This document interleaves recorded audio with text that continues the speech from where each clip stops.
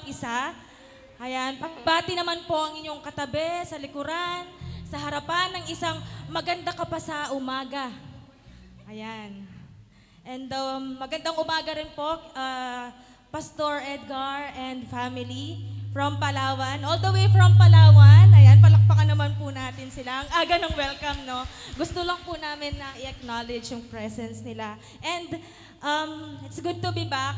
6 months yata. Last na nag-spill ako before po ako manganak, no? 6 months. And I'm so excited. And I know that kung ano yung i-share ko ngayon, no, ni-ready po ni Lord yung heart ko, no. Ang ganda po ng question last week. Sino po yung nakakaalala? Naalala niyo pa po ba? No, yung question last week is anong season na po tayo ng buhay, no, ng buhay natin? Ano na yung season natin? No? Are we in the season of planting? Are we in the season of reaping or nag-harvest na po tayo? No? But do not forget na there is a season of waiting. No? Naalala ko po noon nung na-baptize ako, no? Sabi ko, akala ko po noon, agad iintindihan ko yung sinasabi ng mga pastor, ng mga GE leader na mararanasan mo yung ibinigay na ng Lord. No? Akala ko instant. No? Napofrustrate pa po ako noon. Bakit parang hindi ko nararanasan? Ano yung sinasabi na nasa akin na yung lahat? No? Bakit di ko nararanasan yung sinasabi nila na promises ni Lord na mararanasan ko? No? Akala ko instant. Akala ko there is overnight ng pagkatanggap mo kay Lord. No? Agad nandun na. Agad kilala mo na siya. Agad yung understanding mo sa promises niya nandun na. Hindi. No? There is a process po, no? And there is a season of waiting. And hindi ko po makakalimutan yung pinreach ni Pastor Francis na yung seed na itinanim natin, hindi agad yon mamumunga. Kinabukasan, yung tinanim natin na mangga, bukas may bunga na. Hindi po, no? Hindi ko po makakalimutan na sinabi niya na hindi natin nakikita, merong nangyayari dun sa roots niya. No? Parang yung kawayan. No, hindi natin alam na merong nangyayari, pero umuusbong siya. No, and kapag umusbong na siya, ang taas-taas na, no, kahit anong storms, kahit anong hangin, hindi siya matutumba. No, hindi ko po 'yun makakalimutan. And 'yun, and it's really important din po na during our waiting, no, yung attitude natin, no, lagi nating alalahanin that God gave us the power na pumili, mag-decide on our own. We have a freedom, no, to choose sa mga desisyon natin. Kaya let us always choose what is kung ano yung kalugod-lugod, no, sa Panginoon. And sabi rin po sa Deuteronomy 15 to 17, now listen. Today I am giving you a choice between life and death, between prosperity and disaster. For I command you this day to love the Lord to love the Lord your God, and to keep His commands, decrees, and regulations by walking in His ways. And if you do this, you will live and multiply, and the Lord your God will bless you and the land you are about to enter and occupy. Ito po yung sinabi ni Moses, no, bago po makapasok sa promised land. No, God gave us a will to decide. Ne? And kung susundin po ba natin yung kanyang, magte-trust tayo sa kanya or magmamadali tayo, no, na walang instant. Ne? Kahit nga naman po dito sa mundo, no, yung mga iba, dahil gusto nila ng instant millionaire, tumataya sila sa loto. No? Pero hindi naman po agad-agad, no, na tatama ka sa loto, matagal. No? And walang kasiguraduhan. And sabi po sa survey, 70% na ng mga nanalo sa loto, ilang buwan lang or ilang taon lang, nauubos agad kasi they are not equipped dun sa pinanalunan nila. And tayo, alam ko po na dun sa waiting time natin, no, nagpipine-prepare ni Lord yung heart natin until we are equipped. No? And now I know na we are all equipped dun sa salita ng Diyos, no? Yung mga natanim sa puso natin at kahit anuman po yung mga pagdaanan natin, no, malungkot man tayo, anuman problema na pagdaanan natin, nawalan man tayo ng trabaho, nawalan man tayo ng mahal sa buhay, alam ko po na patuloy tayo dahil ang Diyos ay kasama natin and alam po natin that God remains faithful and He is faithful and He is good ngayon, bukas at magpakailanman. Amen? Amen. And ngayon po tayo tagumpay na. Isigaw po nga po natin, tagumpay! Amen! Hallelujah! Tayo tagumpay na, tayong lahat ay tumayo! In every season, you are God and God alone. You never change, O God. Hallelujah! Jesus. Worship you in spirit and truth. Hallelujah.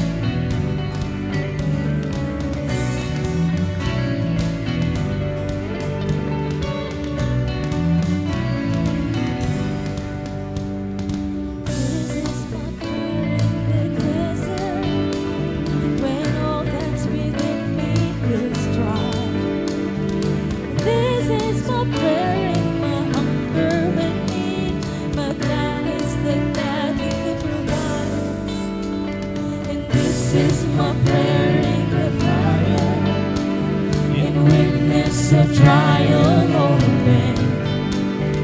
There is a faith proven more worth than gold. So refine me, Lord, through the flame.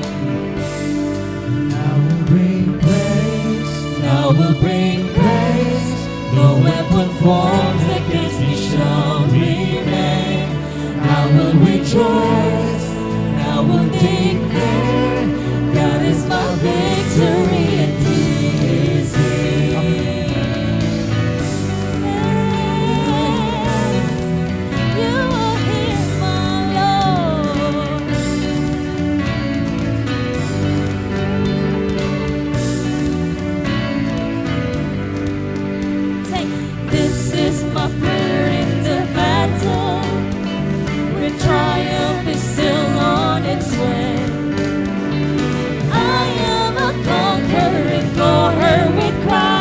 So firm on His promise, I'll stand. And I will bring praise. I will bring praise. No weapon forms against me shall remain. I will rejoice. I will declare God is my victory. I will bring praise. I will bring praise. No weapon forms against me shall remain. I will rejoice. I will declare God is my victory and He is here. Let's all declare, church, all of my life.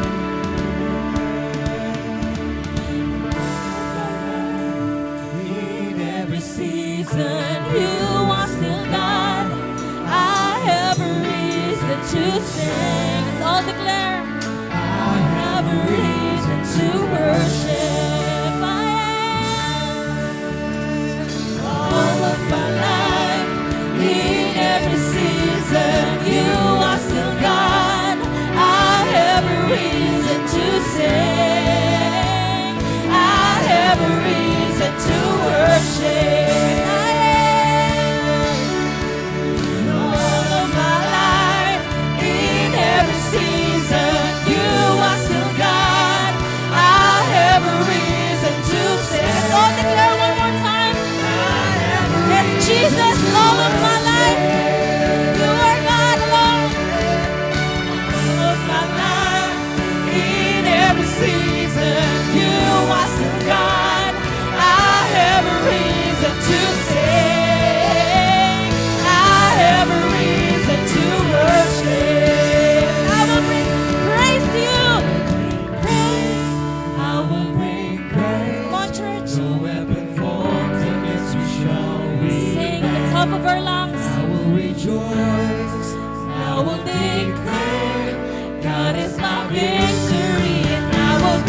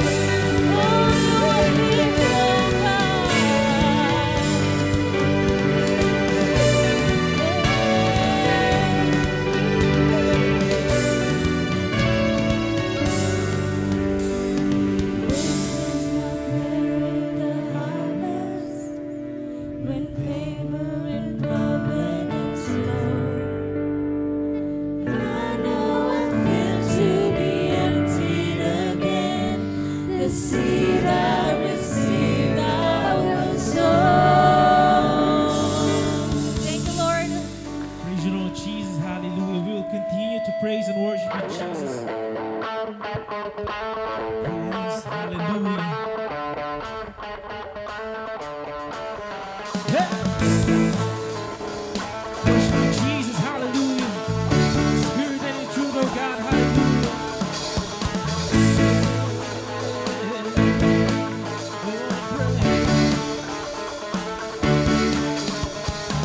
With all I'm holding inside, with all my hopes and desires, and every dream that I dream, with all I'm hoping to be, and all that the world will bring, and all that fails to compare. You say you want all of this, I wouldn't have it any other way. I gotta say you and it's living in me. Whoa, I wanna know you each day. You are the best thing that has happened to me, and the world will never take it away.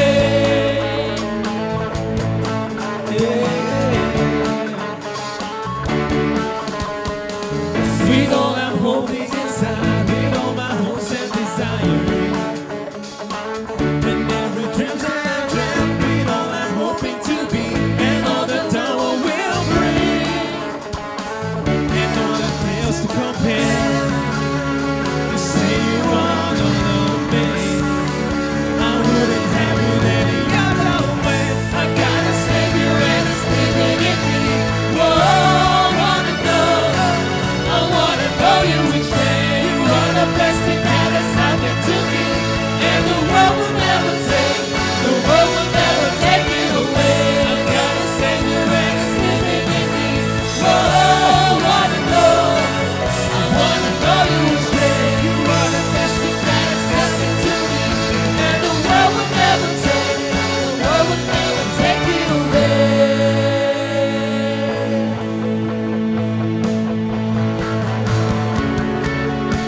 Praise you, Lord Jesus, hallelujah.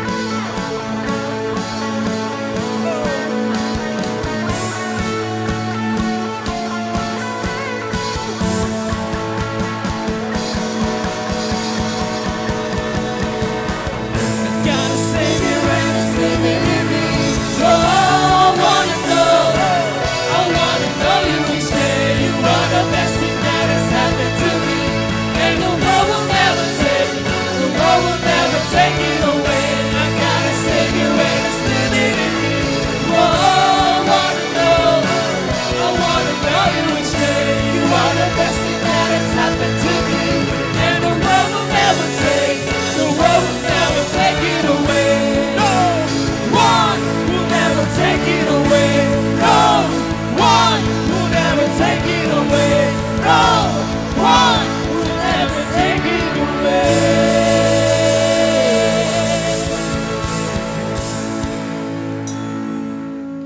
Hallelujah. Let's give Him praise and adoration. Truly, Lord God, that it is well with you, Panginoon. We don't need to worry, Panginoon. We don't need to fear, to doubt, Panginoon. Because truly, Lord God, we have you, Panginoon. We have you in our lives, Lord God. We are already secured, Panginoon. We are in peace, Panginoon. Thank you for your love, for your goodness, Lord God. No one will ever compare to you. Let's give Him praise. Let's worship Him. Hallelujah.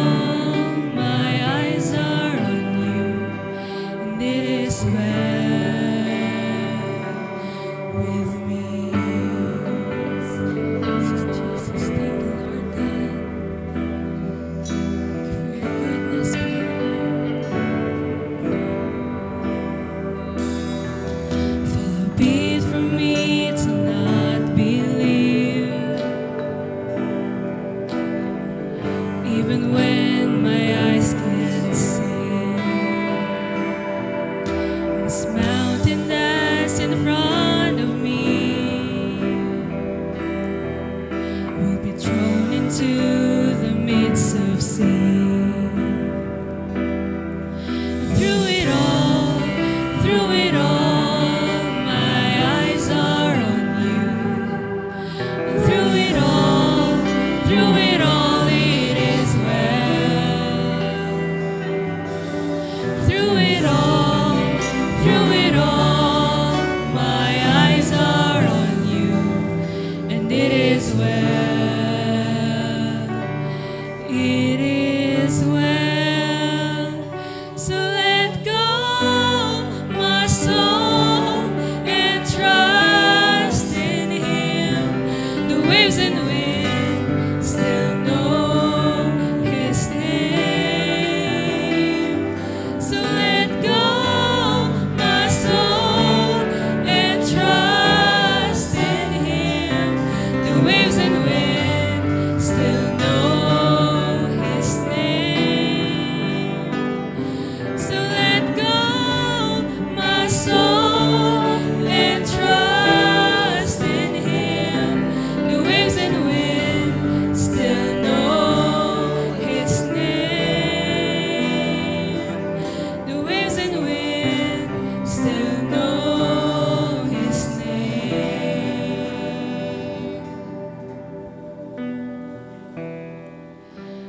It is well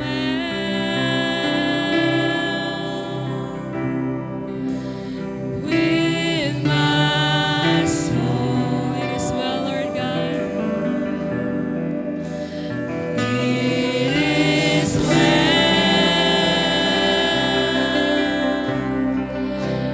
with my soul. It is well. It is well.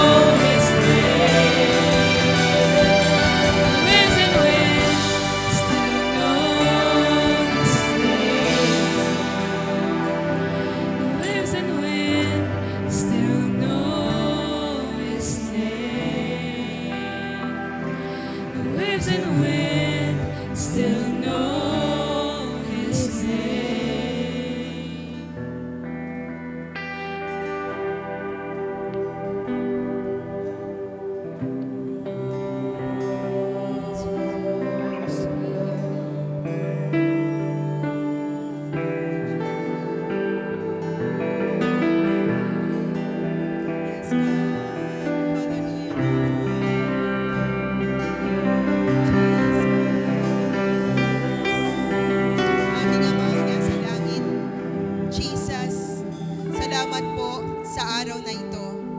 Salamat po na ikaw ang Diyos na patuloy na nangunguna sa bawat isa. Salamat po sa banal mong Espiritu na sumasa puso ng bawat isa sa amin. Salamat po dahil ang pagmamahal mo ay patuloy naming nararanasan. Ang probisyon mo, Diyos, ay patuloy na umaapaw at sumasagana sa bawat buhay ng mga anak mo. Salamat sa mga lingkod mo na ginagamit sa lugar na ito sa pangunguna ni Pastor Gerard and Ate Noy. And even sa music team, O God, sa lahat ng iyong mga lingkod na patuloy na buong kagalakan, ikaw ang Diyos na patuloy na pinagsisilbihan.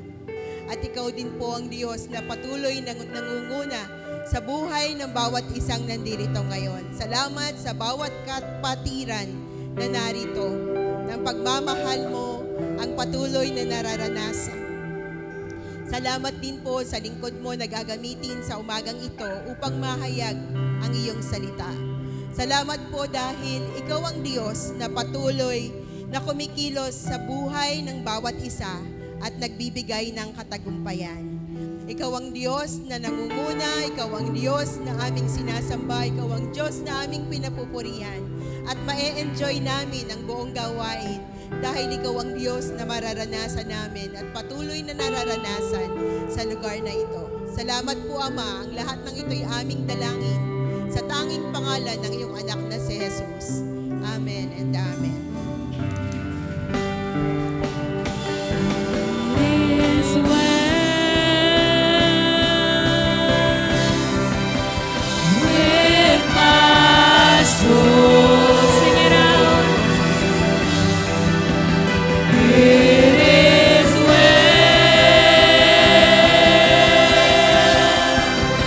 with my soul. It is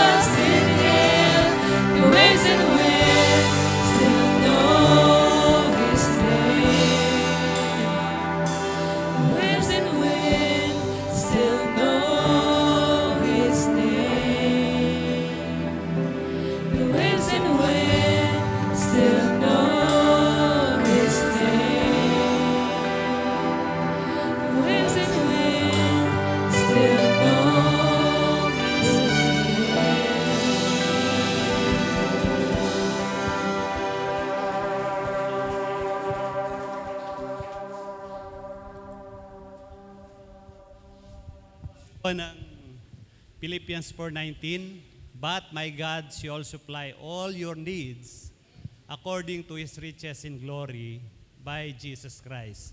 Naniniwala po ba tayo sa Philippians 4:19 na isusupply ng Diyos ang lahat po ng ating pangangailangan? Amen. So, i-exercise po natin ang ating pananampalataya sa pamamagitan po ng ating pagbibigay. Kasi po kung naniniwala ka, hindi ka naman nagbibigay, parang hindi yata totoo na naniniwala ka na isusupply ng Diyos ang pangangailangan mo. Kaya po, humakbang po tayo sa pananampalataya, magbigay po tayo ng buong galak sa gawain ng Panginoon. Tayo pong lahat ay manalangin. Dakilang Diyos, maraming salamat po sa mga pangako mo, O Diyos, na sabi mo nga, habang ang mundo ay narito, hindi titigil ang pagtatanim, hindi titigil ang pag-aani, patuloy na iikot ang mundo. Naniniwala po kami, Panginoon, na laging nandyan ang iyong provision. Kaya nga po, O Lord, humakbang kami ng aming pananampalataya. Magbibigay po kami ng may kagalakan sa aming po mga puso dahil alam po namin, you will supply all our needs. Kaya wala pong pag-aalala, wala pong pag-aatubili, kundi, O Diyos, kagalakan ang siya pong namumutawi sa aming po mga puso, sa aming pagbibigay. Salamat po, Diyos, po aming dalangin sa pangalan ni Jesus. Amen.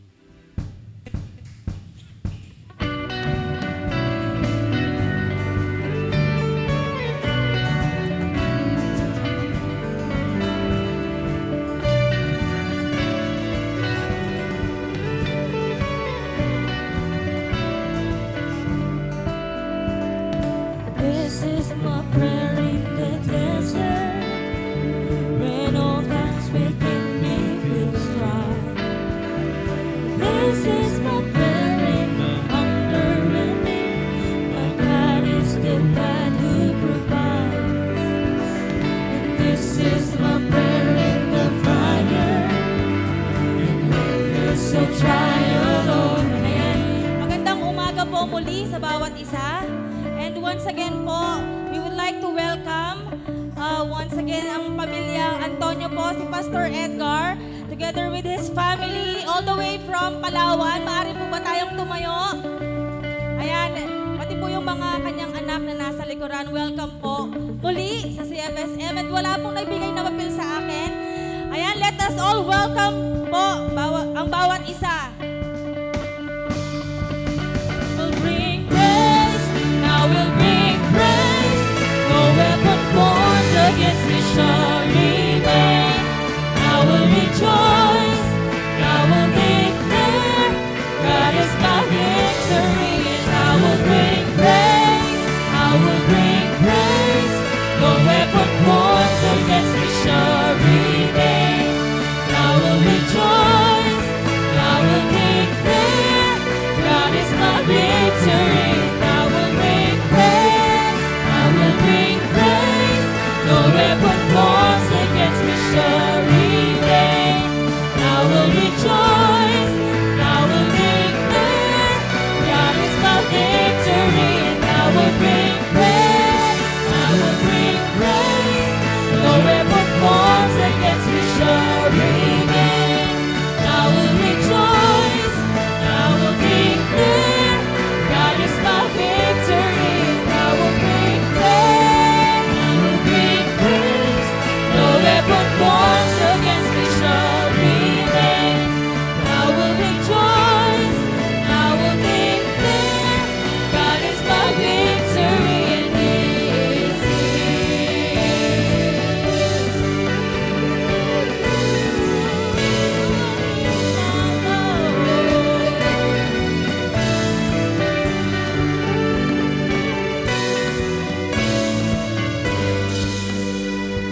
This is my prayer in the harvest, when favor and providence flow.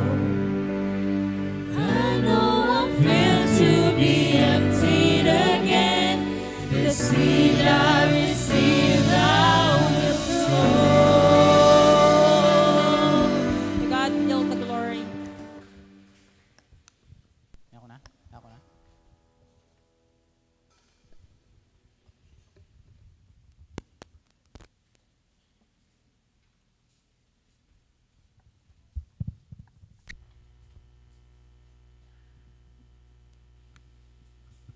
Amen. Magandang umaga po. I believe we are all excited to hear the Word of God today. Amen. Ang sabi po ni Sister Noy, pinuntahan niya po ako kanina, introduce our man of God. So I do not have his bio note. I do not have all his achievements. So lahat po ng ibibigay kong introduction sa inyo is an anecdote of who he is to us. No, kung paano po namin siya kilala. Lahat po ng young people ng 19 tralala, magtaas ng kamay. Amen. Yan. Ulitin ko, hindi na 19 tralala. Lahat ng young people ng 1990s and above, say, Amen. Ayan. So, ang ibig pong sabihin, lahat ng nag-amen, kilala po nila, no, ang ating butihing pastor. Okay. So, let me introduce him. He is our youth pastor during our time at isa sa pinaka-the best director that we have.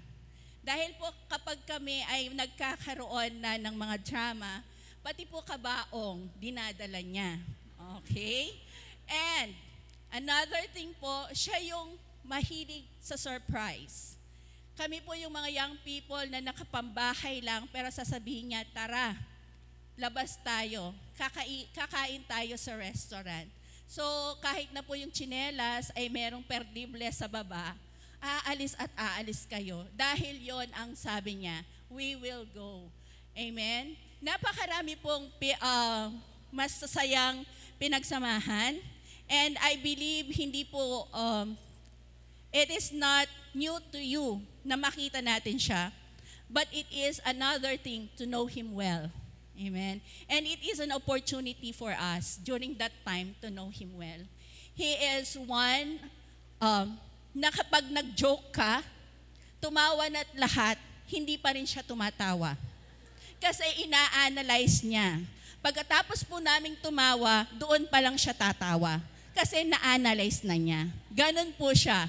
He is a smart, witty, intelligent because of the wisdom that is coming from the Lord. Amen? And his life is a shining example na isinasa pamuhay niya kung ano ang salita ng Diyos at kung ano yung pinipreach niya. He is one well-known personalities in Palawan, and I believe he has touched a lot of people, a lot of souls in Palawan. And he is blessed with a very beautiful family, no? 3 children. Of course, ang kanyang beautiful wife na si Ma'am Weng, Sister Rowena. Palakpakan naman po natin. Okay. He is very generous. He is a channel of blessing, not only for CFSM, but I believe to all the people whom he had worked with and he will be working with, because tinatouch po siya ng Panginoon to be a blessing because God is His blessing. Okay? So mga kapatid, hindi ko na po hahabaan. Napakarami pa po, pero baka mapagalitan ako sa kanya, mabawasan yung oras niya. Isa pong masigabong palakpakan sa anak ng Diyos, si Engineer Pastor Edgar Antonio.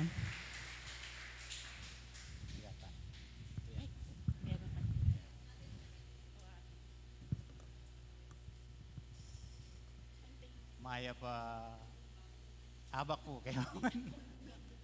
Yan ako yata masyadong biyasang Kapampangan, ano? So, parang nung kabataan namin ni na Pastor Gerard, that time si Jan Paquiayos. Ayaw lumabas. That time sabi sa amin, oh, mag-preach kayo Kapampangan, ano? Masakit mag-preach yata ang Kapampangan during that time. Pero just the same, we try to share in Kapampangan. But yan ang mga anak natin, blessing sila. No? Kung teki tayo, mas teki sila sa atin. So pagka hindi umaandar, so yung topic,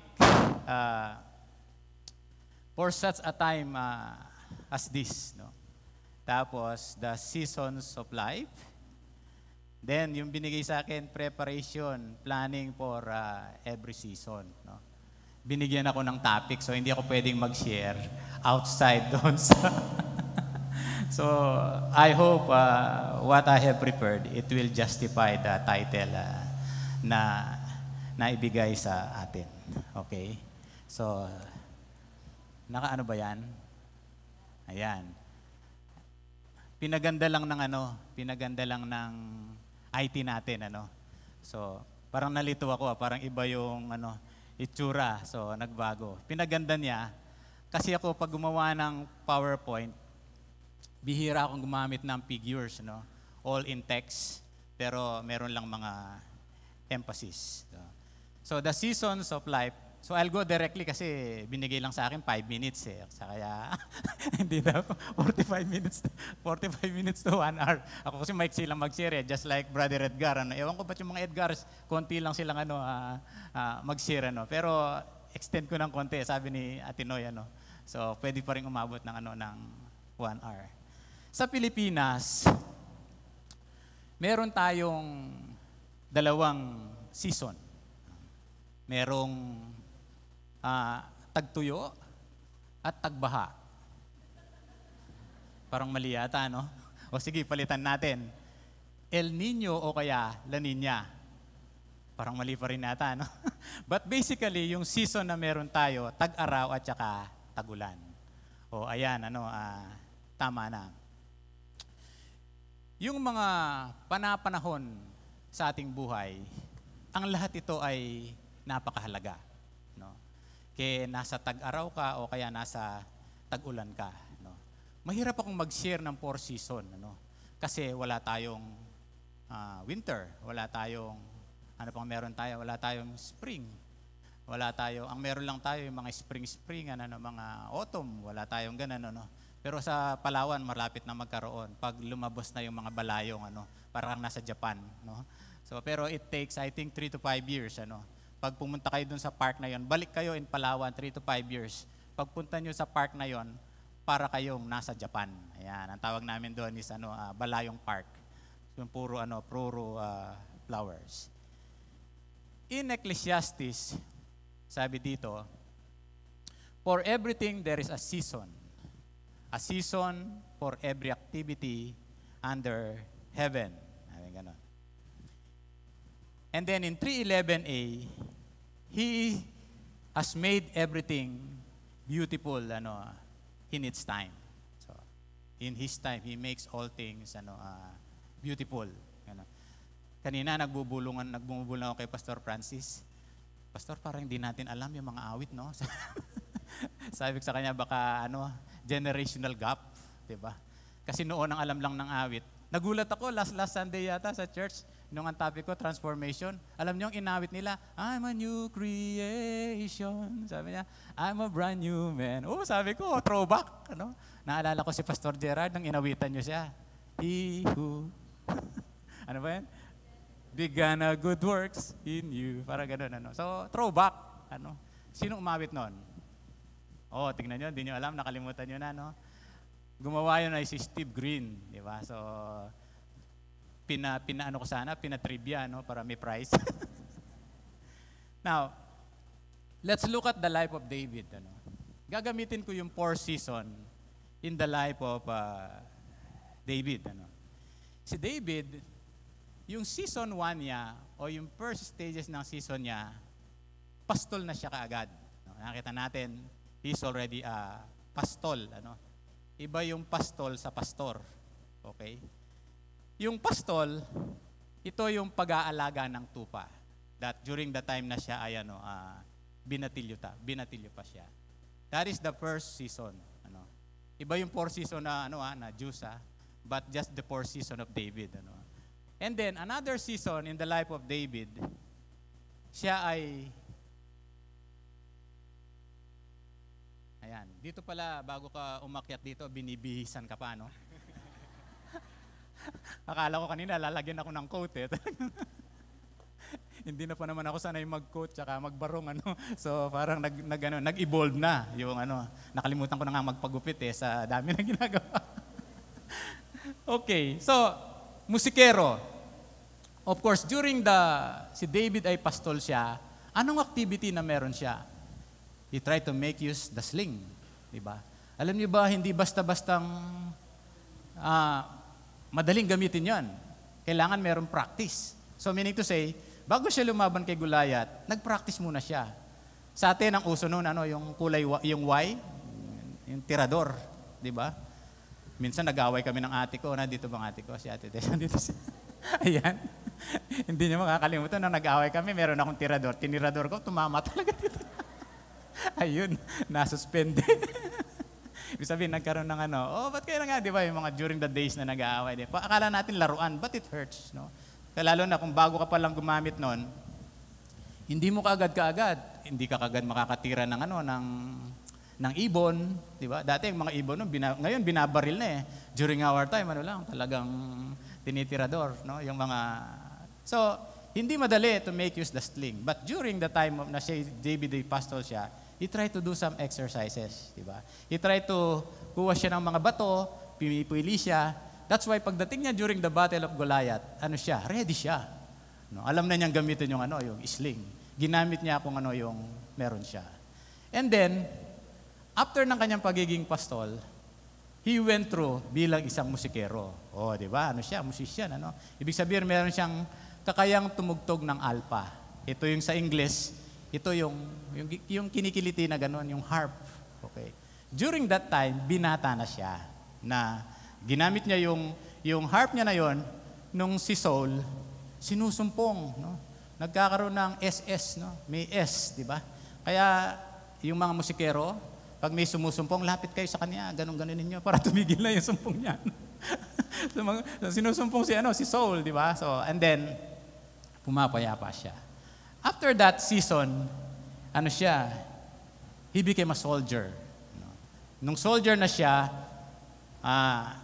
mahusay siyang mandirigma. Meron siyang pundasyon. Bakit siya humusay sa pagdirigma? Nagamit niya yung kanyang, during the time na pastol siya, ibig sabihin, nagamit niya yun, may training, di ba? Hindi naman kaagad-kagad mahusay siyang magdirigma. There are some process na nagtitrain siya, ganon. So, naging mahusay siya. That is at the age of 20s niya. And then, at the age of 30, naging hari siya. At anong ginawa niya during the time that he's already a king? Nandun yung pagpapalawak ng territory at age 30s. Meaning to say, as a king, pinapalawak pa niya yung territory at dumadami yung nasasakupan niya. And then, 30s yun, 40 years as a king. So mathematically, wala namang sinabing 70 siya, pero pag nag-add ka, 30 plus 40 equals 70. So more or less, he died at the age of 70. Tama ba yung math ko? Kasi sa church, sa Palawan, pag English, meron akong tinatanong. Pag math, meron akong tinatanong. Pag science, meron akong tinatanong. Sa bagay, dito, complete din. Ma'am Jem, naririnig ko, science, siya, science of the times, Science, siya. Superintendent, okay? And then in 70, there is a significance, Kahapon, umattend kami ng birthday ng asawa. Akala nga namin hindi kami makakapunta dito eh. Tapos, lately namin nalaman, meron palang late night flight, kaya kanina, madaling araw na kami dumating. Kaya justify naman pag inantok ko ka ngayon, okay lang kasi konti lang ang tulog. Hindi pa naman ako sanay na konting tulog, Lalo na pag Sabado, alas 8 tulog na ako. Tapos, yung ipipress ko ng Sunday, gagawin ko pa lang alas 4 ng madaling araw. So ngayon, nagbago lahat, Kasi sabi ni Ate Noy, kailangan masend na yung So, sinend ko. Nagbago yung transformation, nagbago yung yung routine ko, Dati 8 o'clock, tulog na ako eh. Wala nang pwedeng gumambala, basta tulog, wag gisingin. Kahit meron tumatawag ko yung gisingin. At 4 o'clock, I rise up. Then, meron akong 5 hours to prepare for something to preach during Sundays. So, birthday niya 70. Okay, kaya naalala ko yung verse na to at naiugnay ko lang during the days of David na yung 70. Ibig sabihin, pasok siya. Doon kaya nga sabi ko doon sa may birthday, alam niyo po, everyday sa bonus day. Kasi kung papaano, sabi sa Psalm yan, ang buhay namin ay hanggang 70 lang. At kung malakas pa, aabot pa ng 80 yung pagka malakas pa. Tapos po ng kamay na 80 na rito. Wala bang 80? Ang galing naman. Meron daw. 70, yan, 70. Ayan, 60. Si Mamueng, magiging 60 na siya this coming August. Ayan. So, dahil magiging 60 na siya, kahit saan ako pumunta, isasama ko yan.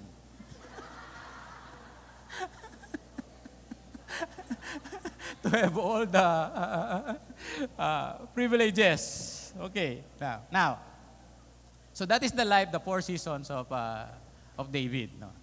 Ngayon, kung makikiisa lang tayo, I love to write up, to make write-ups ngayon. Ngayon, I am into writing, mahilig ako magsulat ngayon, basta meron ako ng panaginipan, meron ako nasa lubong, talagang I write up, parang drop lang. Parang nilalagay ko sa baol, sulat-sulat lang, tapon sa baol, lagay-lagay lang, tapos sulat-sulat lang.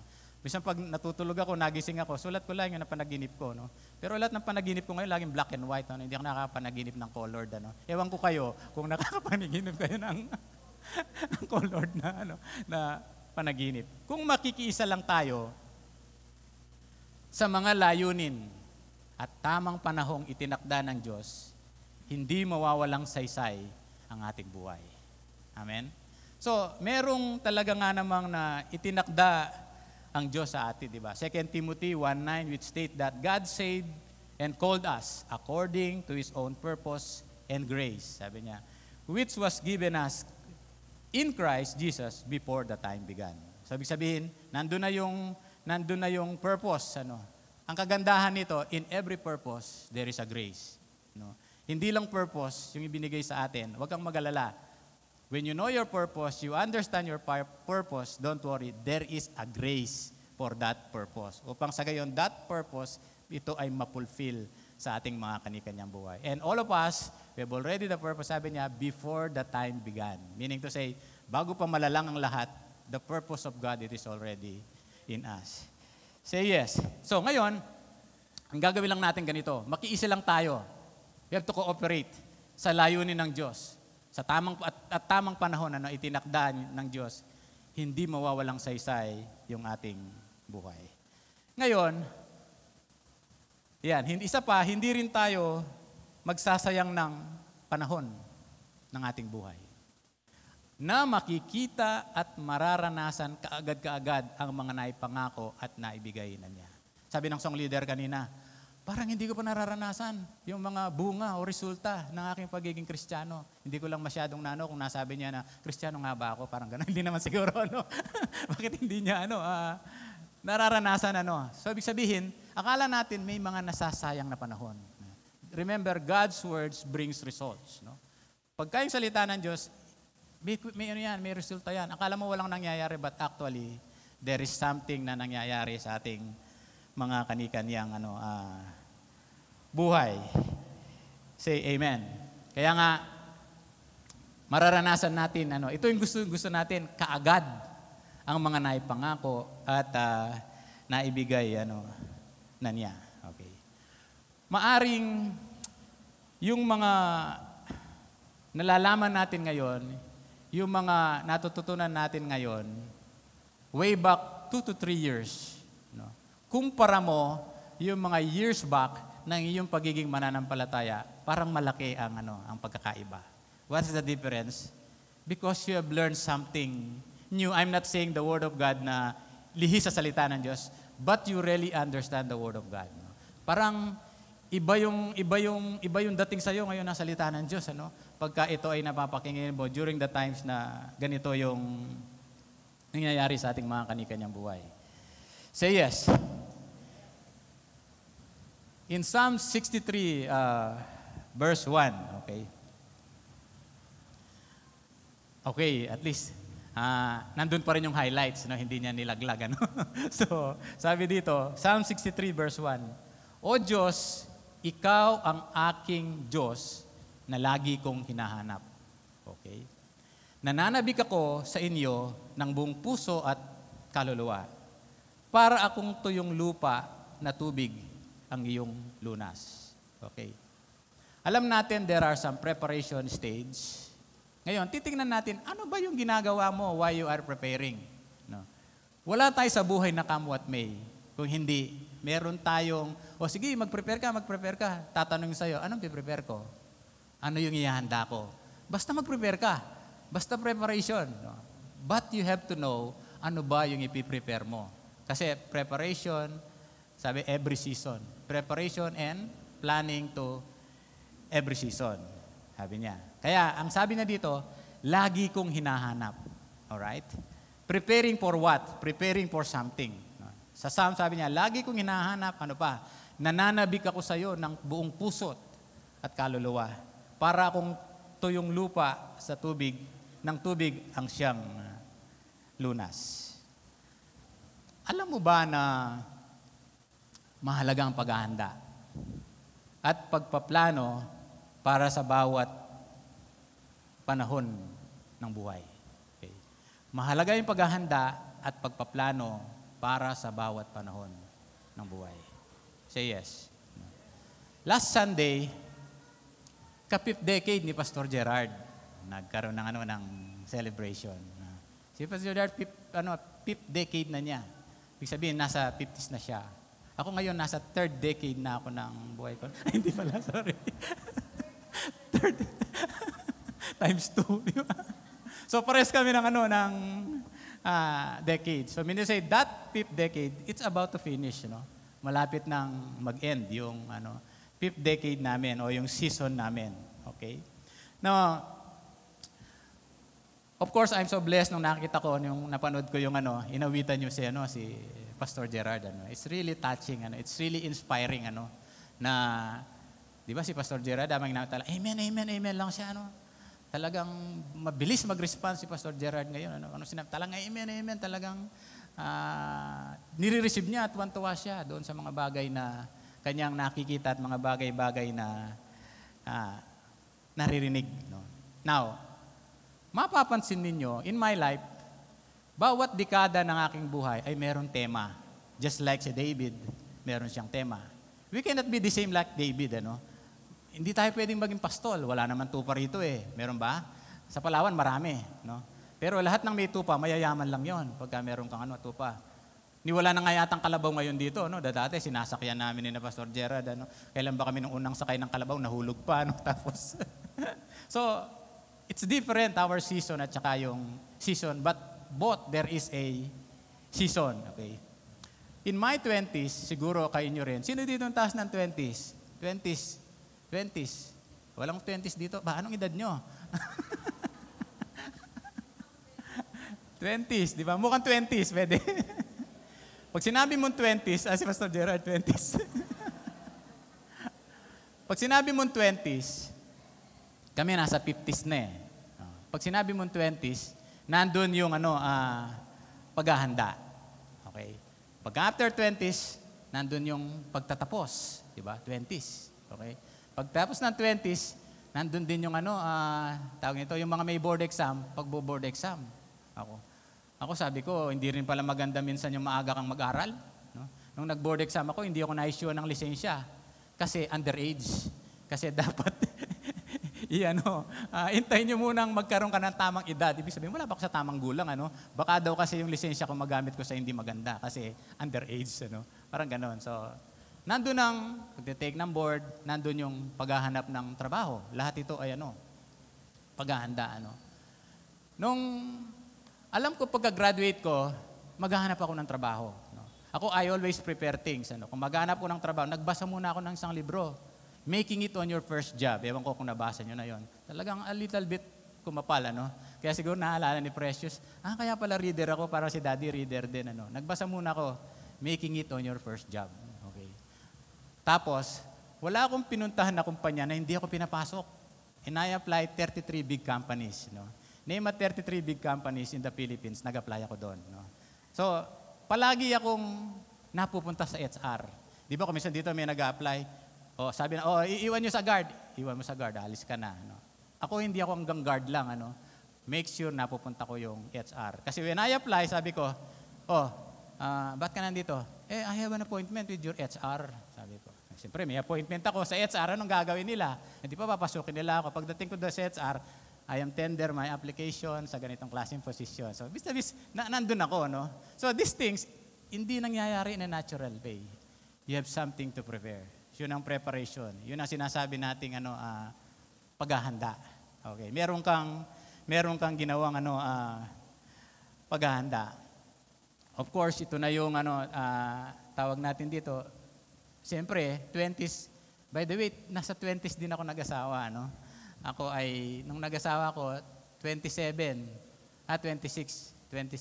Si Ma'am Wen, 36 siya noon. Sorry. 20 lang siya. 2 years, 65 siya, at saka 67 ako. Si Pastor Gerard, 69. 1969.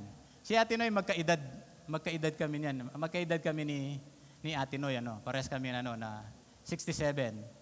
Kaya medyo sabi parang medyo the same personality, A little bit, Kasi 67. So, nandun din yung season ng pag-aasawa.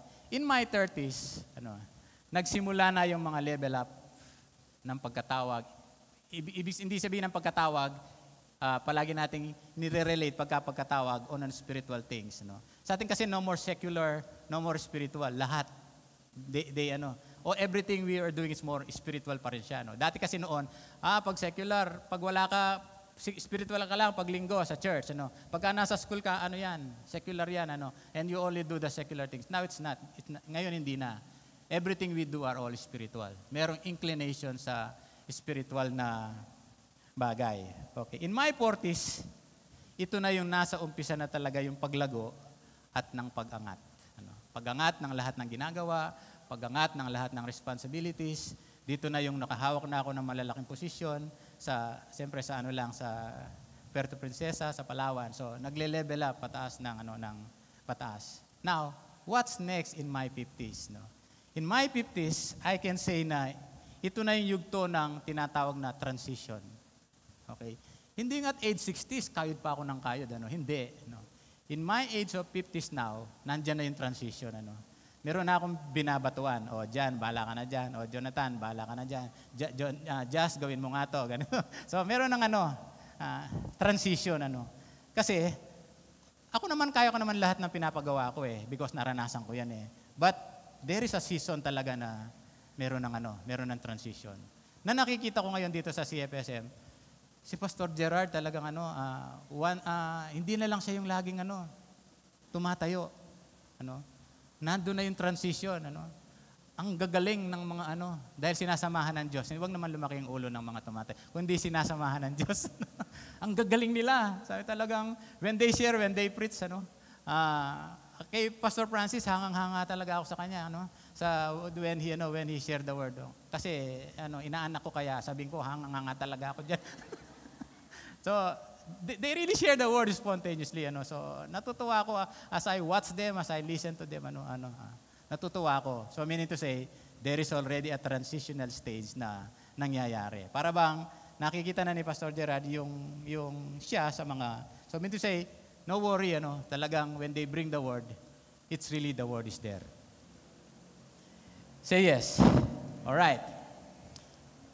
Now, kapansin-pansin na tuwing magbabago ang dekada ng buhay, nagkakaroon ng pagbabago ng ating isipan.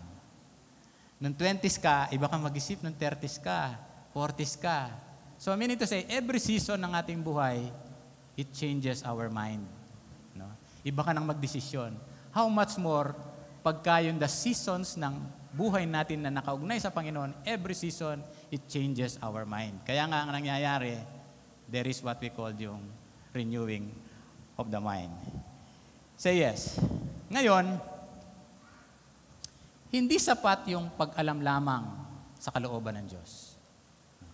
Ito ay patungkol din sa pag-unawa at paano mo ito susundin at isa sa katuparan. Okay. So, now you know, next is, yung nabasa mo, narinig mo, naunawaan mo ba? Nung naunawaan mo, anong gagawin mo? Doon sa naunawaan mo, doon na pumapasok yung paano mo ito susundin, paano mo ito isa sa katuparan. Question. Sa church, mahilig ako magawa ng question Sabi dito, ano ba yung magandang paghahanda, pagpaplano mong gagawin sa bawat panahon ng iyong buhay? Okay? Ano ba yung magandang paghahanda, pagpaplano mong gawin sa bawat panahon ng iyong buhay? Okay. Siyempre may sagot.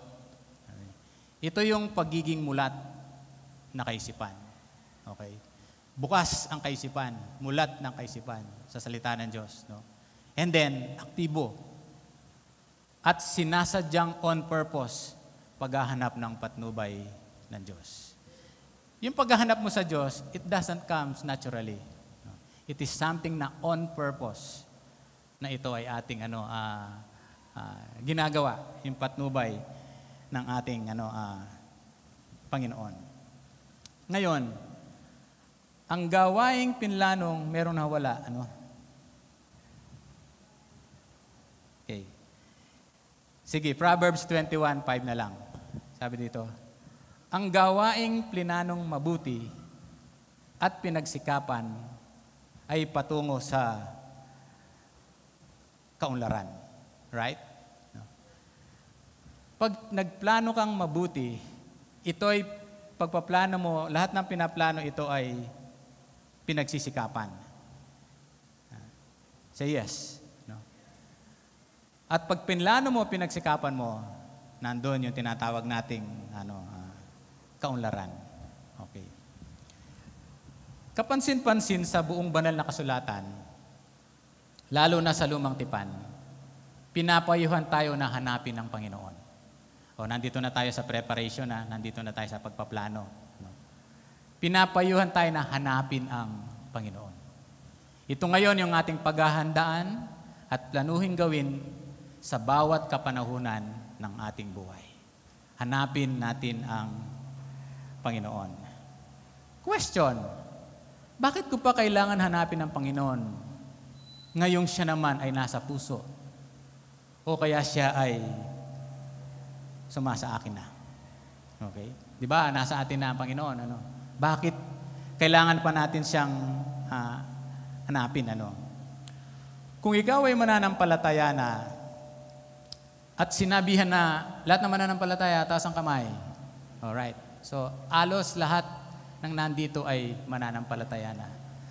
Kapag ka ikaw ay sinabihan na hanapin ng Panginoon, merong ibig sabihin iyon. Okay.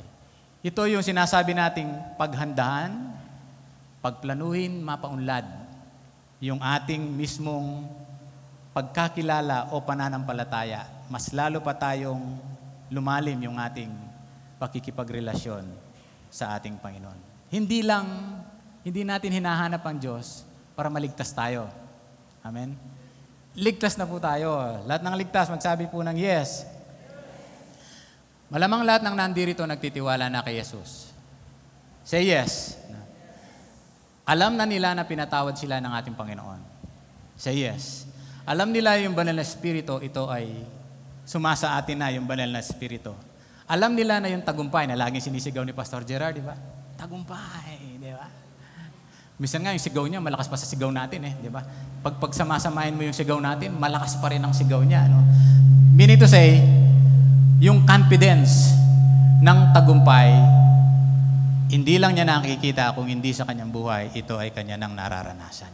Akala natin walang tagumpay sa kanya, pero dahil nasisigaw niya, nasasabi niya, nandun ang tagumpay sa kanyang buhay. Say amen. Yung mga nangyaring yan, that is just only the beginning ng ating buhay na nakaugnay sa Panginoon. Don't stop there. Say yes. Kaya nga,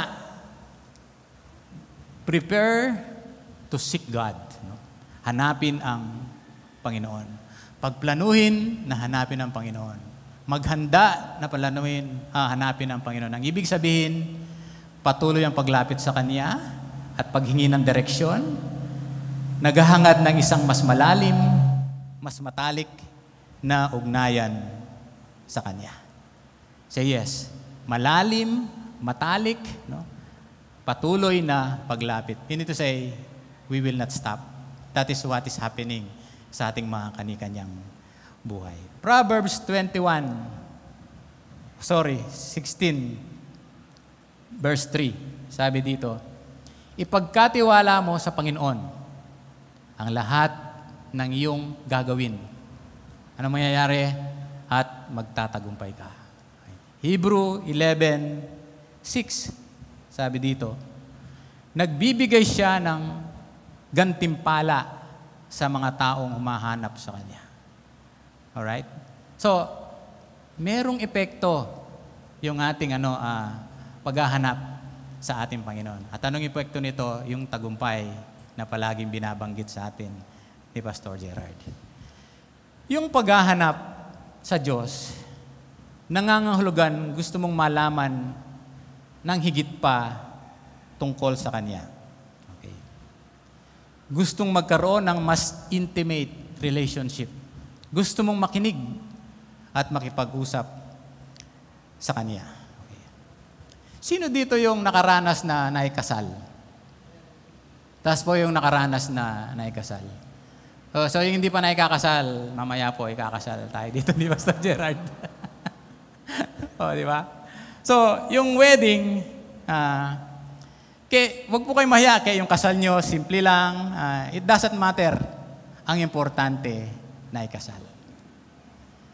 The cheapest wedding that I have officiated, it only cost 1,200. Sa office ko lang. Bakit ko alam bakit magkano magastos? Pagkatapos kong kinasal, ako pang nagpakain sa kanila. So, 1,200 yung binayad ko. So, ibig sabihin, that is the cheapest wedding na naidaos ko. So, meron din naman the grandest wedding naman na naranasan ko in Manila Hotel. No? Yung mga ninong, mga Supreme Court Chief Justices, mga congressman, mga mayor. So, hindi ko na tinanong kung magkano nagastos. Kasi wala akong ginastos doon. Sila na yung gumastos. Kasi nasa Manila Hotel sila. So, gastusin nyo na yan. So, hindi ko na tinanong. In a wedding, it is just only a one day. What counts in the wedding? Nung kinasal ba kayo, hindi man lang kayo nag-usap ng napakasalan mo? Parang walang ganun, No? Ngayon, pag yung pinakasalan mo, kinabukasan, hindi man lang kayo nag-usap, parang mali yata yung desisyon nyo. In a wedding, it is more of a relationship. Okay? Nandun yung, hindi ka magsasawang kausap. Hindi ka lagi mo siyang, hindi naman pa ulit-ulit. Little things lang yung mga pinag-usap, pero hindi na ulit, and yet, you enjoy. Okay? And then, that relationship grows. No? Amen? Minsan kumain kami, ngayon si Ma'am Weng, palagi ko siyang sinasama pag kami travel ako, all over the Philippines, because of Palawan Pawn Shop. Yan. Consultant kasi nila tayo, So, lahat ng Palawan Pawn Shop, hindi ko naman po pagmamay-ari yon. Kung hindi, consultant lang nila tayo, Pagka nag-i-invite sila, pag ako lang mag-isa, hindi pumapayag si Ma'am Weng. Gusto niya, meron akong kasama. Ayan. Pero pag wala naman akong kasama, ayoko naman magbiyaheng walang kasama. Kaya nga, sinasama ko siya. For what purpose? Para hindi napapanis yung laway ko, wala akong kausap. So, para meron ng kausap sa gabi, sa umaga. Minsan nga, kumain kami sa isang hotel. We try to, i-enjoy yung buffet breakfast. 6 to 10. 7 o'clock yata, nandun na kami. Hanggang 11. Lumagpas kami. Nagkukwentuhan lang kami. 7 to 10, kwentuhan. At the same time, kain-kain. It builds a relationship. Ibig sabihin, hindi lang tayo ikinasal sa ating Panginoon. Diba? Hindi lang yung nakipagrelasyon tayo sa Kanya, that ends. That's not the kind of relationship na meron tayo sa ating Panginoon. It is a kind of relationship na you enjoy. Amen? Kasi, nandun yung pagsasama, nandun yung tinatawag na kasal na sinasabi. Gaano man kaganda ang isang kasal, pagkatapos hindi man lang kayo nag-usap, ibig sabihin there is something wrong. Maybe you don't get the right concept of it. Ayaw. Yan. Noon, ganito tayo noon. Ito na tayo ngayon. Di ba? Marinig tayo sa ganun, Noon, nasasabi natin, kahit sa pinto lang ako ng langit, okay na. Naalala niyo pa yung mga language natin noon? Di ba? Throwback. Isa pa, ang importante, yung pangalan ko ay nakasulat sa aklat ng buhay. Parang okay na tayo. Kahit bantay lang ako dyan, at least nakikita ko. So yung mga hindi nakapasok, buti na lang. Sabi mo, hindi nakapasok. Hindi naman ganun, So sabihin, parang okay na tayo sa ganyan. Subalit, ang katotohanan pala, ito lang ang simula ng ating buhay na nakaugnay sa ating Panginoon. Kung kayo gustong-gusto nyo makilala ang Panginoon, kung paano kakilala na tayo ng ating Panginoon, mas lalo pa rin niyang gusto niya tayong higit pa na yung ugnayan natin sa isa't isa na kasama natin ang ating Panginoon. In Proverbs 16:3, Basahin ko na lang. Sorry. Ayan. Naninibago ako pagka iba yung slides, no? Sige. Alam mo ba na hindi niya kailanman nais na tayo ay masihan na? O yung tigil na. Kung nasa na tayo sa ating buhay Kristiyano? Okay. Okay na ako dito, di ba? Dito na lang ako. Parang in the old, natin, dito ako sinilang, dito na rin ako namamatay. On the negative side naman yon. On the Christian side, kung minsan merong ganun, okay na ako. Sa ginagawa ko ito, okay na ako, masaya na ako. No? Pero, bagamat meron namang sense of satisfaction. Lahat tayo satisfied, amen? Nandun pa rin yung sense of satisfaction natin. Nandun pa rin yung at peace tayo. Nandun pa rin yung contentment. Nandun pa rin yung joy along the way. Hindi nawawala, nandun yun. Pero, kasabay nito, kapag nasisiyan ka na sa Kanya, mas nagiging parang hindi ka pa nasisihan. Dahil alam na alam mo, there is more in it. Amen? Kasi alam mo, meron pa eh. So, ibig sabihin, kung meron pa, ibig sabihin, continuous yung iyong hindi ka titigil sa mga bagay na kalagayan mo ngayon. Para bang, di ba pagka nakarinig kayo ng Sunday, diba, yung mga tema nyo dito, para bang you really blessed. Parang okay na, puno na. No? Pero come someday, there is more and more and more. Di ba? Ibig sabihin, paangat ng paangat. Di ba? Paganda ng paganda. Ibig sabihin, pa-level up ng pa-level up. Alam mo ba na kung nasisiyan ka na sa Kanya, sa Diyos, sa natutunan, nagkakaroon ka ng higit pang pagnanais at pananabik na makilala mo pa siya, di ba? Kung nasisiyan ka sa Kanya, sa natutunan, amen, meron kayo natututunan, nagkakaroon ka ng higit pang pagnanais, pananabik na makilala mo pa siya. Meaning to say, it doesn't stop there. Every day is always a new life experience with God, even in a small things. Ako palagi akong pinagtatawanan pagka nagpa-park ako. Gusto lagi nila akong kasama. Kasi pagkakasama daw nila ako, kahit may nakapark, umaalis. Talagang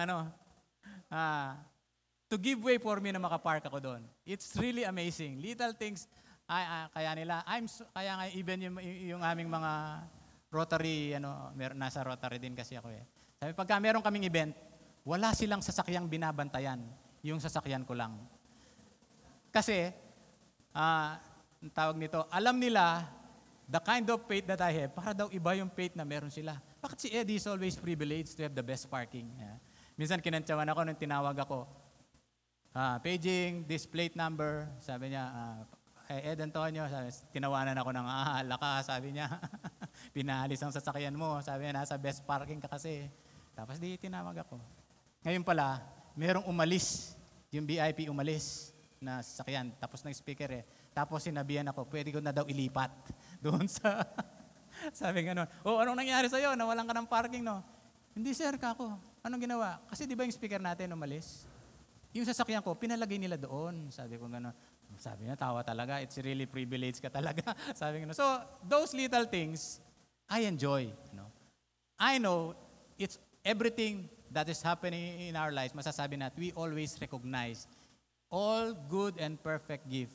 Ito ay galing sa Panginoon. Amen. Kapon lang, kasama ko si Ma'am Weng, sabi niya, Daddy, walang parking.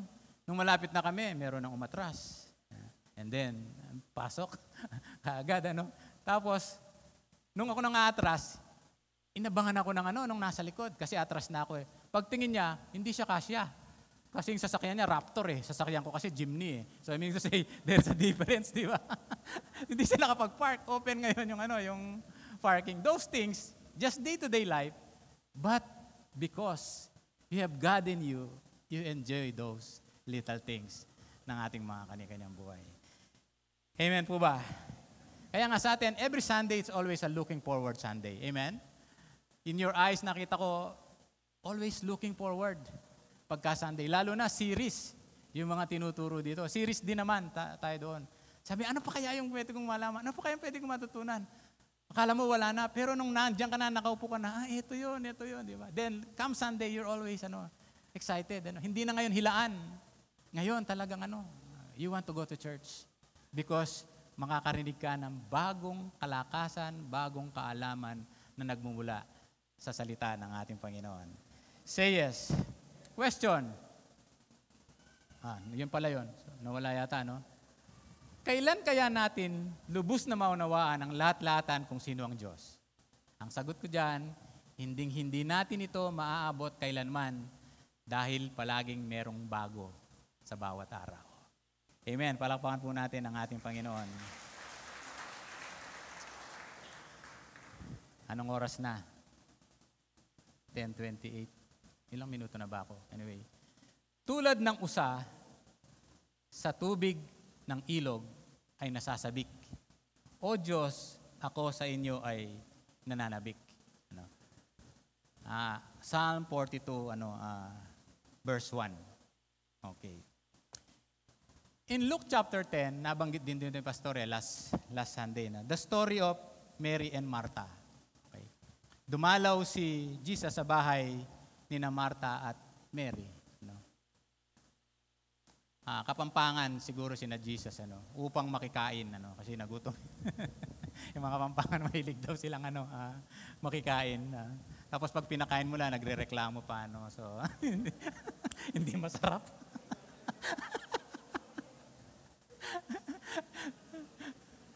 Kasi sa Puerto kasi tayo yung presidente ng Aguman Kapampangan, no? Sabi lahat ng Kapampangan, ibig sabihin, meron tayong organisasyon doon lahat ng Kapampangan, So tayo po yung presidente ngayon doon, Pag nagyaya, sugrado kainan. Birthday ni punta tayo.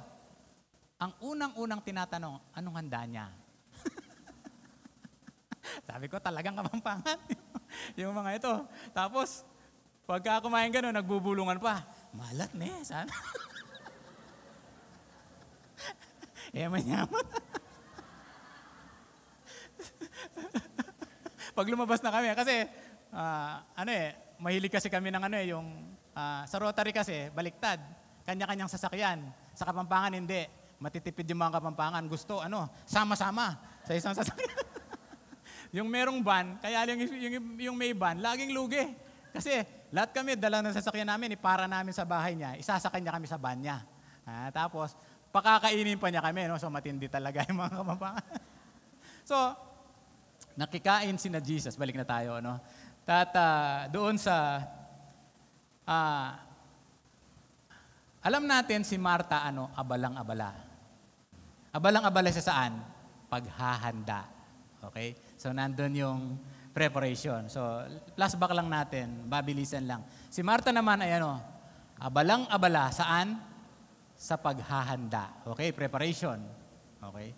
Kaya't lumapit siya kay Jesus at nagsabi, Panginoon, baliwala po ba sa inyo na pinababayaan ako ng kapatid kong maghahanda ng mag-isa? Sabihin nga po ninyo siyang, tulungan naman ako. Di ba? Kuminsan kasi, depende yan sa pagbasa upang sa gayon ma-express mo. Ibig sabihin, si Martha, merong reklamo. Okay? Naghahanda siya na merong reklamo. Saan? Reklamo sa puso. Okay. Subalit, sinabi sa kanya ng Panginoon, Martha, Martha, ito, memorize to, Hindi ka mapalagay, nababalisa, nag-aalala, at nababagabag, abalang-abala sa maraming bagay. By the way, pagka yung ibang color, ibang translation yon. Parang pinagsama-sama ko na. Para sa isang verse, lahat ng translation, pinagsasama ko na para makita mo yung laman mismo ng talata. Okay? Pinagsabihan siya ni Jesus. Okay? Wala naman siya sinabing ditong, Martha, Martha, napakasama ng ugali mo. Sabi niya, walang nakalagay.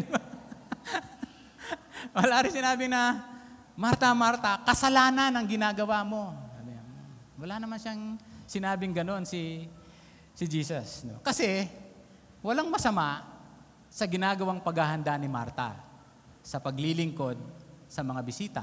Pilipino, Kapampangan, nandun yung paglilingkod sa bisita. Di ba pag may bisita, Nilalabas niyo yung mga plato, magaganda, tinidor, kutsara, yung mga ginto, yung mga silver, yung mga bungi-bungi doon sa atin, yung mga, yung mga magaganda doon sa mga bisita, ano? Pero yung mga tawag nito, dilapidated na parang ano sa atin, ano.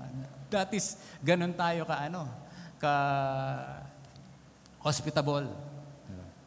Walang masama sa ginawang paghahanda ni Martha sa paglilingkod sa bisita. Kaya lang, etong problema, yung paghahanda niyang ginagawa. Habang ginagawa ang paghahanda, anong nangyari? Merong reklamo sa puso. Alright? Pagka ikaw ay naghahanda at wala kang tamang direksyon, pananaw ng iyong paghahanda, mapapagod ka. That is the effect ng hindi magandang paghahanda. Remember, bawat paghahanda, bawat pagpaplano, there is a pressure and stress sa paghahanda. Alright? Yung mga teacher, di ba? Mahirap kaya ang mag-prepare, no? Maganda ng mga lesson plan, di ba? Nakikita ko noon ng ate ko, pag gagawa siya ng Manila paper sa semento, nakadapa siya doon, sulat na siya na sulat. Di ba? Pero ngayon hindi na, meron ng computer. So there is pressure. Ngayon, ito yung kung palagi nating binibigyang pansin na yung ating paghahanda, it's for the approval of man. But when we look at it, yung ating paghahanda na ito, it's for the approval of God. Anong kalagayan natin? We don't need to prove sa ating sarili upang sa gayon maging approve tayo sa Diyos. Di ba sa atin, approve na tayo sa Diyos. Wala na tayong dapat na patunayan sa Diyos. Talagang approve na tayo sa Panginoon. Kaya lang napapagod, kaya lang nandun yung paghahanda, pag-prepare na hindi maganda, nahiya kang baka mapahiya ka eh. Di ba? Kaya ka naghahanda sa pagtuturo mo, baka masabi nilang, hindi ako magaling eh. Di ba? Even sa mga bagay na hinahanda natin, ayaw nating pumalpak. Di ba? That's why, even in our preparation stage, it is something na pwede nating i-enjoy. Okay?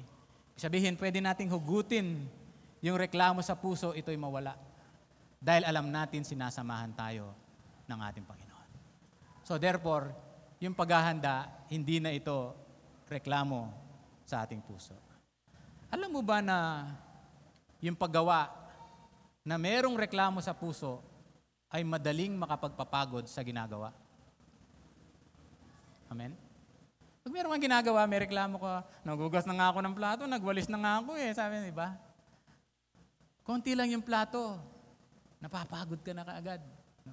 Kasi may reklamo sa puso. Pag nagwawalis ka, lumilipad. No?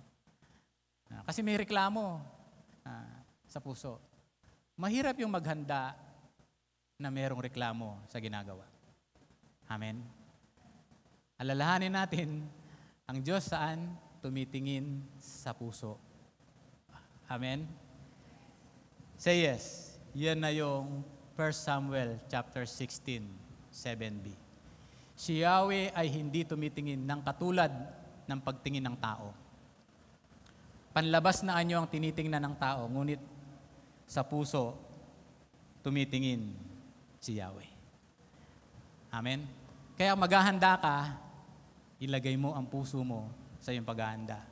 Sa paghahanap mo sa Diyos, ilagay mo ang puso mo sa paghahanap mo sa Panginoon. Upang sa gayon lahat ng iyong ginagawa, it is something na ito ay iyong ma-enjoy. Bagamat may pressure sa paghahanda at pagpaplano, subalit ang ating pagpapatuloy ng paghahanap sa Diyos, unti-unti tayo ay nasisiyahan sa ating ginagawa. Di ba yung ginagawa nyo ngayon, compare nyo what you are doing in the past? It's different, no? Unti-unti yung ginagawa natin, na-enjoy na natin ang ating buhay. Bakit? Sapagkat ang karunungan ng Diyos, ito ay sumasa atin.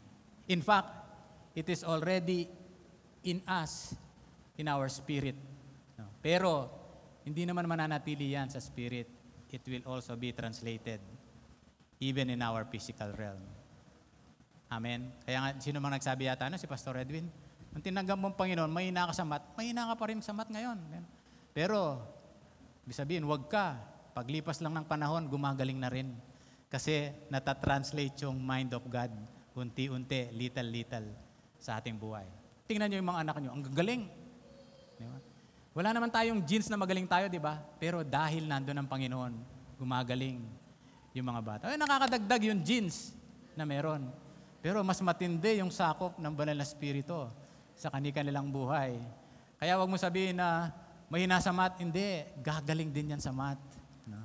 Gagaling din yan sa English. No, si Pastor Gerard, tinututor ko sa math. No? Nung nag-aaral siya, lagi niya ako pinupuntaan pagka math. Pero makita mo naman ngayon, gumagaling na sa math. No? So, ibig sabihin, it evolves. Ano? Why it evolves? Because of the grace of God that is already in us. Amen. Lahat ng Kristiyano, we have the mind of Christ in us. Bagamat hindi mo pa nakikita, wag ka. Ibig sabihin, lalabas at lalabas yan. Unti-unti. Huwag ka naman nagmamadali sa math. Dapat marunong ka muna ng algebra, trigo. Hindi ka agad marunong ka ng calculus, Laplace transformation, advanced mathematics. Hindi naman agad alam mo yan. You go to the little by little. Ano. Minamadali nyo ang Diyos. Ang Diyos nga, di nagmamadali. Ikaw nagmamadali. No? So, say yes. Kaya nga, Luke 2:52, patuloy na lumaki si Jesus. At lalo pang naging matalino. Kinalugdan siya ng Diyos at ng tao. That is the life of Jesus ng kanyang season, ng kanyang buhay. Anong gawin natin? Manatili lang sa takbuhan ng ating buhay ng may paghahanda at pagpaplano. Dahil kailanman, hindi tayo idinisenyo para mawala ng interes ng kasiyahan sa buhay. Pag hindi ka na nasisiyahan sa buhay, hindi ka ganon i-design. Ang buhay na i-design sa iyo ng Diyos, it is something na you have to enjoy. Okay. Amen. Sa 26, meron kaming nilaunch dito sa Rotary Club Puerto Princesa. Action plan on dangerous drug and mental health. Kasi may statistics, ang daming mga kabataan na they're committing and attempting suicide. Okay? That's why we come up to this. No? Tapos, we have a speaker, mga classmate ko yung mga speaker, psychologist. May si Pastor Gerard, psychologist yan.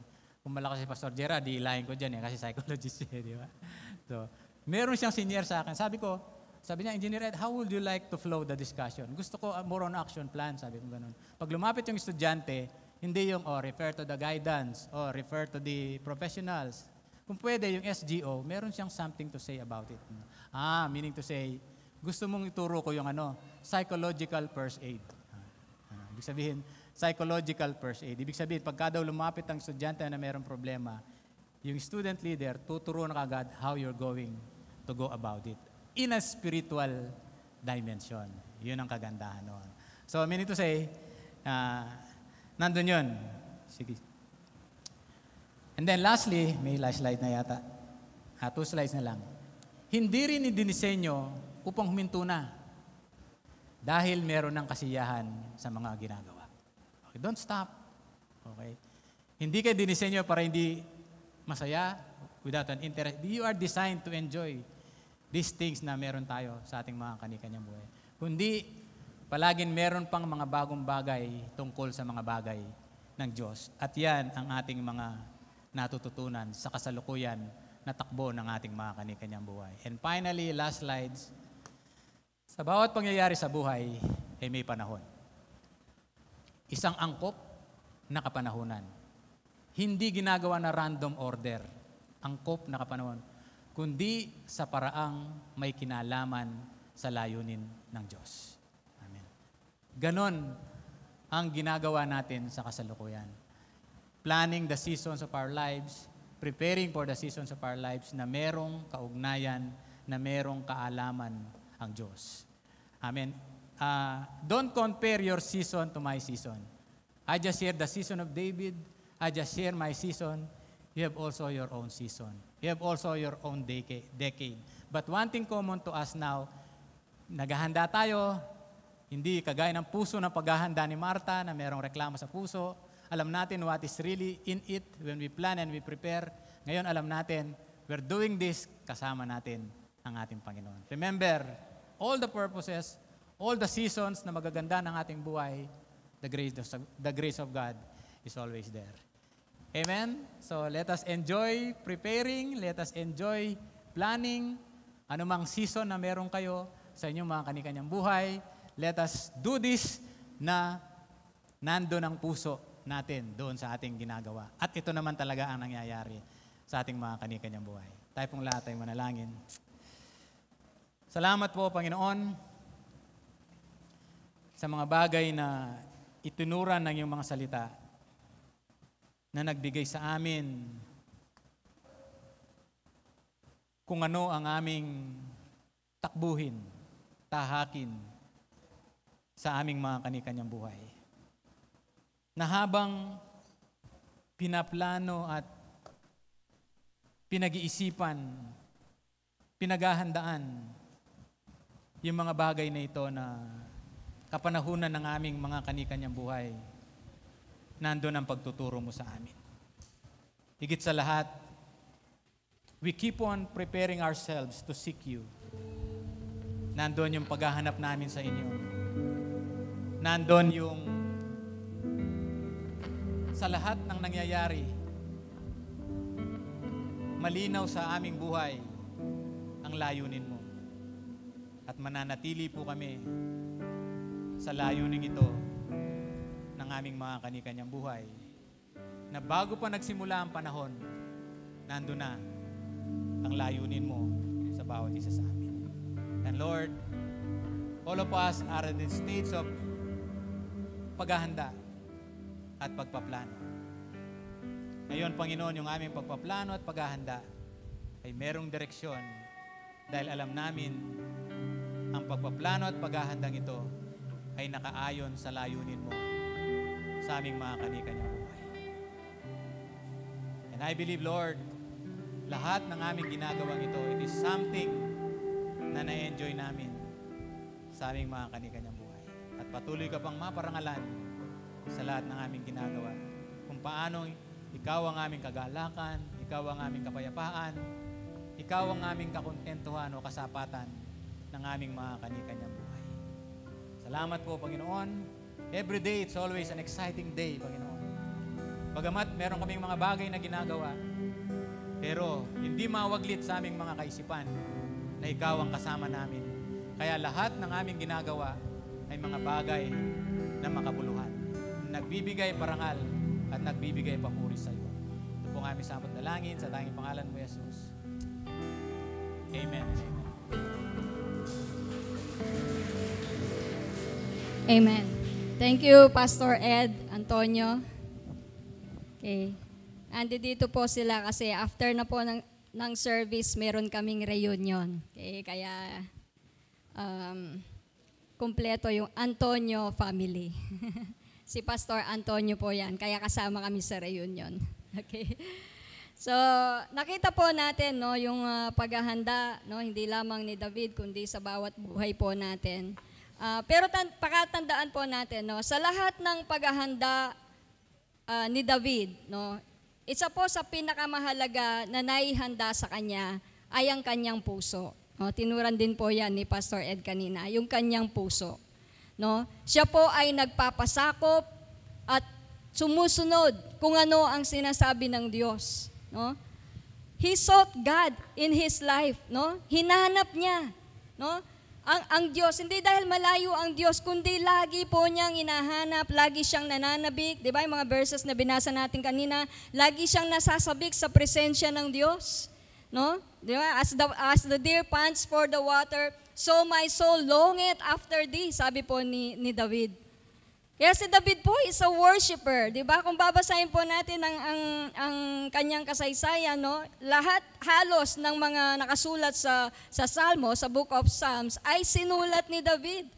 At mababasa po natin doon na kahit siya ay nananaghoy, nagpapasalamat pa rin siya sa Diyos. Kahit siya ay nasa labanan, no, pinupuri pa rin niya ang Diyos, na kinikilala niya ng Diyos ang tagumpay niya sa kanyang buhay. At sa bawat labanan po niya, mababasa po natin, bago siya lumaban, tatanungin muna niya ang Diyos, Panginoon, lulusob ba kami o hindi?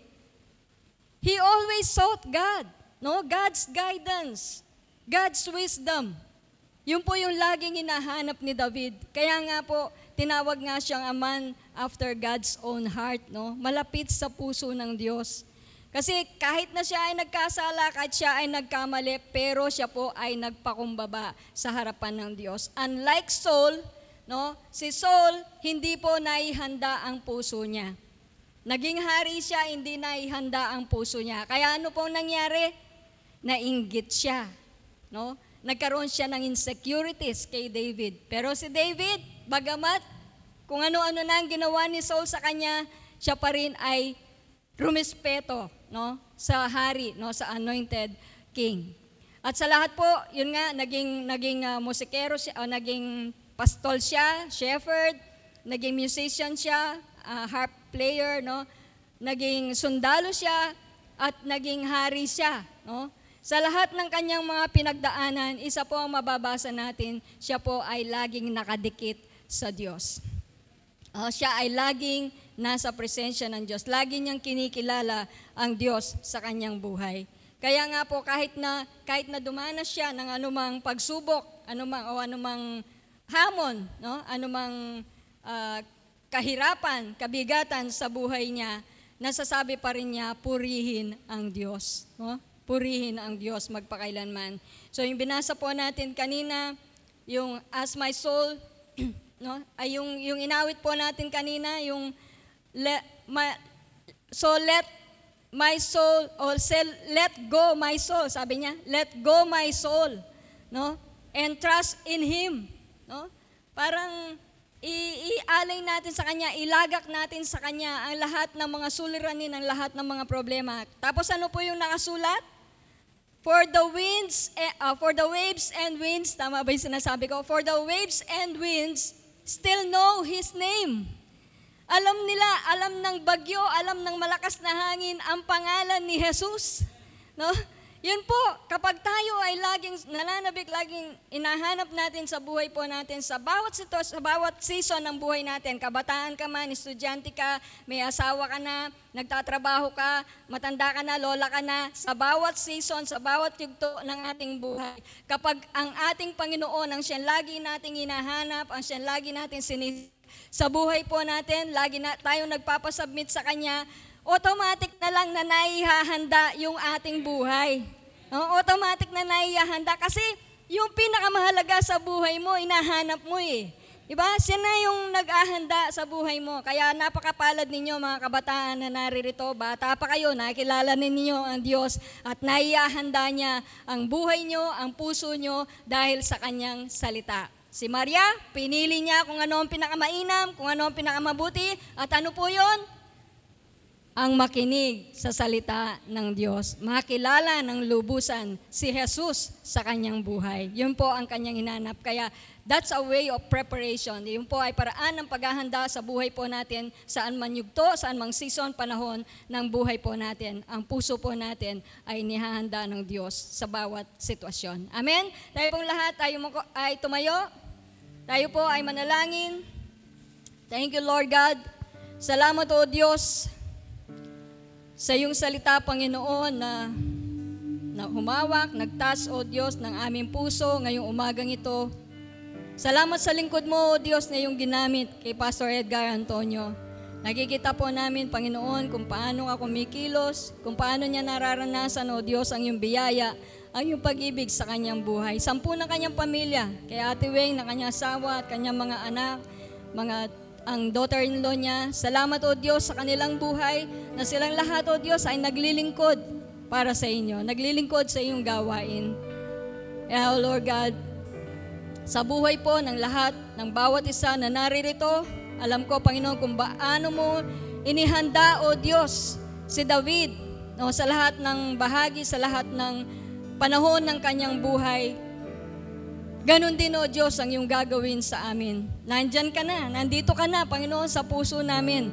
Ang kailangan lang po namin gawin, Panginoon, ay patuloy na i-focus ang aming kaisipan, patuloy na Ikaw ang aming tinitignan, Panginoon. Sa bawat lugto, Lord God, Ikaw ang aming nakikita, Ikaw ang aming tinitignan, Ikaw ang aming hinahanap. Lord, ang iyong salita, Panginoon, ang siyang aming binubulay, O Diyos, sa aming buhay at kinikilala ka namin ng lubusan, Panginoon. Salamat po, Ama, ngayong umagang ito at alam namin sa mga susunod pang mga linggo, Lord God, patuloy na ang kapahayagan, O Diyos, ng iyong banal na Espiritu ay sasa amin ang kaliwanagan ng kaisipan, Panginoon, enlightenment of the mind, renewing of the mind, Panginoon, ay patuloy po naming mararanasan. Sa ngalan ng Ama, ng Anak at ng Espiritu Santo, ang lahat ay magsabi ng Amen and Amen.